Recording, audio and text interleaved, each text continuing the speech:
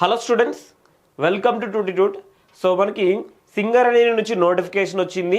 ITI base మీద, ITI electrician base మీద మనకున్న post electrician trainee category 1. Okay, so దీనికి సంబంధించిన సిలబస్లో చాలామంది డౌట్గా ఉన్నారనమాట. ఏంటి దీనికి సంబంధించిన సిలబస్, ఏ విధంగా చదవాలని చెప్పేసి కంప్లీట్గా ఎలక్ట్రికల్ సిలబస్ అలానే జనరల్ అవేర్నెస్ సంబంధించిన సిలబస్ కూడా మనం ఒకసారి ఈ వీడియోలో చూద్దాం. Okay, so first electrician trainee మనకు లాస్ట్ ఇయర్ ఇచ్చిన సిలబస్ అనమాట ఇది. సో ఈ ఇయర్ సిలబస్ ఇంకా మనకు కంప్లీట్గా రిలీజ్ చేయలేదు. మ్యాక్సిమం ఇదే సిలబస్ ఉంటుంది, మనకు ఎటువంటి డౌట్ ఉండదు అనమాట. మొత్తం అన్ని కూడా మనకు ప్రొవైడ్ చేస్తారనమాట. సిలబస్లో ఏదైనా చేంజెస్ ఉన్నా కానీ మన కోర్సులో మనము సో అప్డేట్ కూడా చేస్తామన్నమాట. ఓకే, ఫర్ ఎగ్జాంపుల్ మనకు కొత్తగా ఏదైనా టాపిక్ యాడ్ చేశారనుకోండి, మనం డెఫినెట్గా కొత్తగా యాడ్ అయిన టాపిక్ కూడా మన సిలబస్లో కవర్ చేస్తాము.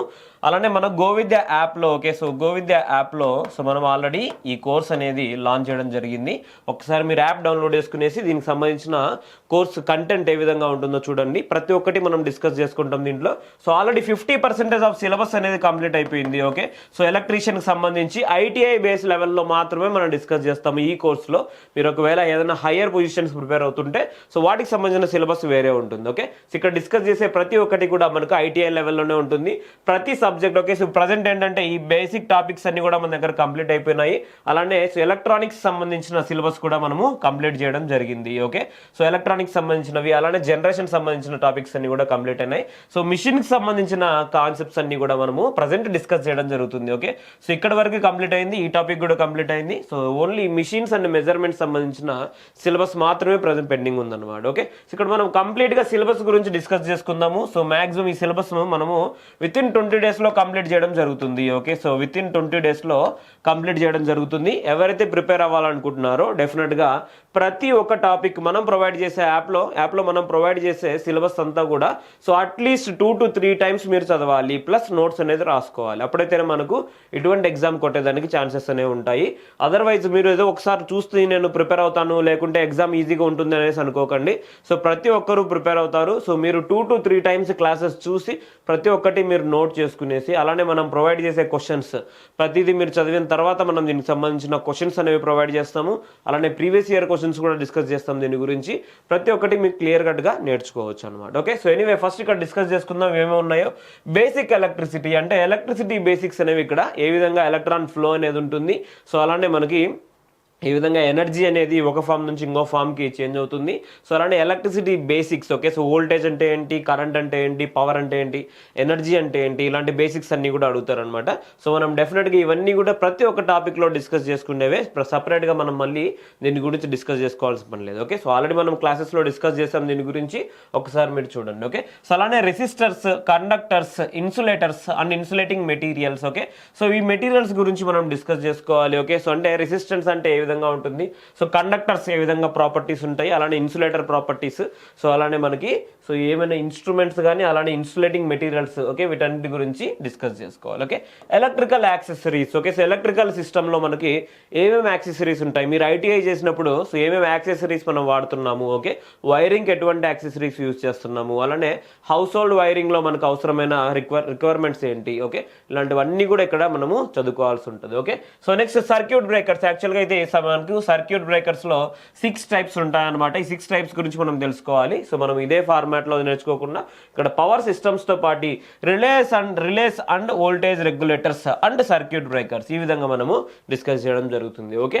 సో నెక్స్ట్ ఎర్తింగ్, అలానే electrolysis and cells and batteries, capacitors, magnetism and electromagnetism. Okay, so ఇక్కడ మ్యాగ్నెటిజం అంటే ఏ విధంగా మనకు ఫ్లక్స్ అనేది వస్తుంది, అలానే సో ఏ విధంగా ఫ్లక్స్ డెన్సిటీ క్యాలిక్యులేట్ చేయడము, ఓకే, అలానే ఫ్లక్స్ ఇంటెన్సిటీ క్యాలిక్యులేట్ చేయడము, మ్యాగ్నెటిక్ ఫీల్డ్స్ గురించి ప్రతి ఒక్కటి కూడా ఇక్కడ మనము డిస్కస్ చేసుకోవాల్సి ఉంటుంది. ఓకే, అలానే ఆల్టర్నేటింగ్ కరెంట్స్ అంటే ఇక్కడ మనకు ఏసీ సర్క్యూట్స్ గురించి కొంత మనం తెలుసుకోవాలి. ఓకే, సో ఏసీ సర్క్యూట్స్ గురించి కొంత మాత్రమే ఇక్కడ మనకు సిలబస్లో అడుగుతారు అనమాట. ఓకే, అలానే basic electronics. Okay, so basic electronics అంటే మనకు పిఎన్ జంక్షన్ డయోడ్ నుంచి, okay, so PN junction diode అలానే different type of diodes, rectifier అంటే ఏంటి, ఓకే, సో అలానే మనకు సిలికాన్ ట్రాన్సిస్టర్స్ ఏ విధంగా వర్క్ అవుతాయి, ఓకే, సో వాటి ప్రాపర్టీస్ కానీ, ఓకే, ఇవన్నీ కూడా మనకు బేసిక్ ఎలక్ట్రానిక్స్లో ఉంటాయి. అలానే ట్రాన్సిస్టర్ అంటే ఏంటి, ఓకే, సో ఆపరేషన్ యాంప్లిఫైర్ అంటే ఏంటి, ఓకే, సో అలానే కొన్ని కప్లర్స్, ఆప్టో కప్లర్స్ అంటే ఏంటి, అవన్నీ కూడా మనకు బేసిక్ ఎలక్ట్రానిక్స్లో డిస్కస్ చేయడం జరుగుతుంది.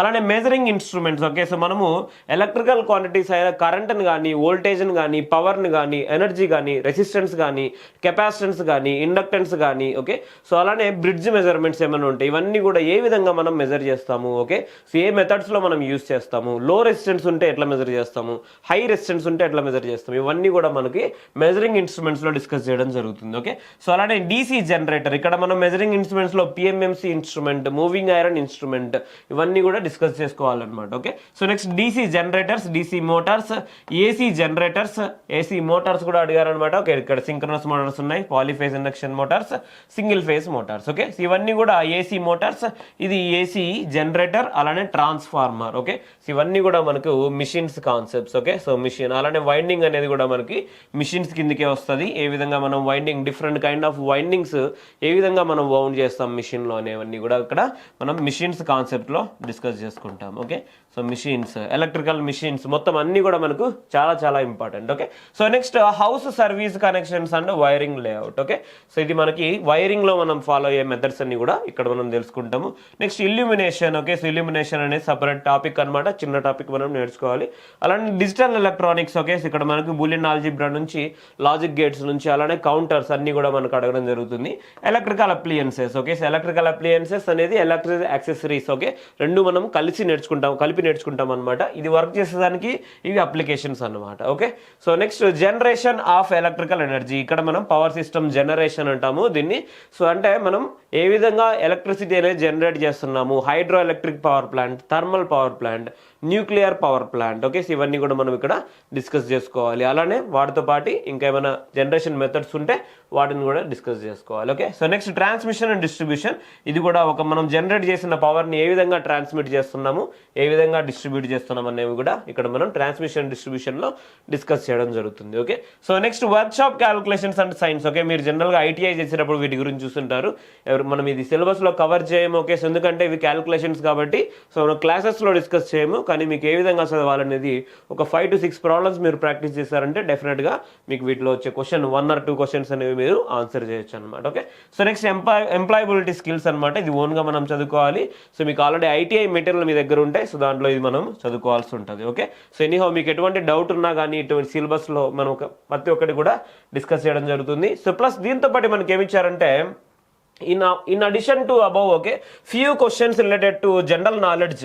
Okay, so general knowledge అంటే జీకే నుంచి కొన్ని క్వశ్చన్స్ అనేవి ఉంటాయి. Okay, so next general English. Okay, so general English నుంచి కొన్ని క్వశ్చన్స్ అనేవి ఉంటాయి. Okay, so next mathematics. Okay, general maths అంటే aptitude, reasoning, numericals. Okay, so అంటే aptitude reasoning. Okay, so aptitude reasoning కూడా మనము ప్రతి ఒక్క క్వశ్చన్ ఆన్సర్ చేయాల్సి ఉంటుంది అనమాట.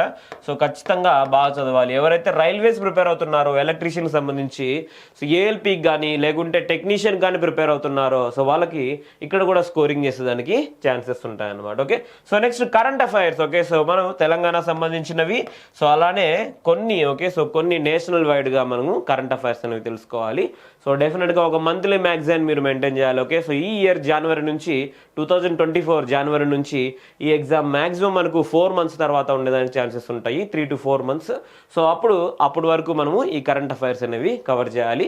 మ్యాక్సిమం క్లాసెస్ కంటే మీరు మ్యాగజైన్ ప్రిపేర్ అయ్యేసి దాంట్లో మ్యాగజైన్లో ఉన్నవన్నీ కూడా సో ప్రిపేర్ అవ్వండి, అది మనకు బెస్ట్ మెథడ్ అనమాట. Okay, so next computer basics. Okay, so computers కూడా మనము ప్రొవైడ్ చేయడం జరుగుతుంది. ఓకే, సో కంప్యూటర్స్ ఇవి అన్నీ కూడా మనము సిలబస్లో ప్రొవైడ్ చేసేవి, ఇవన్నీ కూడా మనం క్లియర్ కట్గా చదివితేనే. ఓకే, సో గుర్తుపెట్టుకోండి, ఎప్పుడైనా టెక్నికల్ సిలబస్ మనం బాగా చదివామంటే అప్పుడైతేనే ఇటువంటి ఎగ్జామ్ అనేవి ఈజీగా క్వాలిఫై అవ్వచ్చు, మనం డెఫినెట్గా సెలెక్షన్ అనేది అవ్వచ్చు. ఓకే, సో ఎవరైతే లోకల్ క్యాండిడేట్స్ ఉన్నారో చాలా మందికి ఈ సింగరేణి నోటిఫికేషన్స్ గురించి తెలియదు.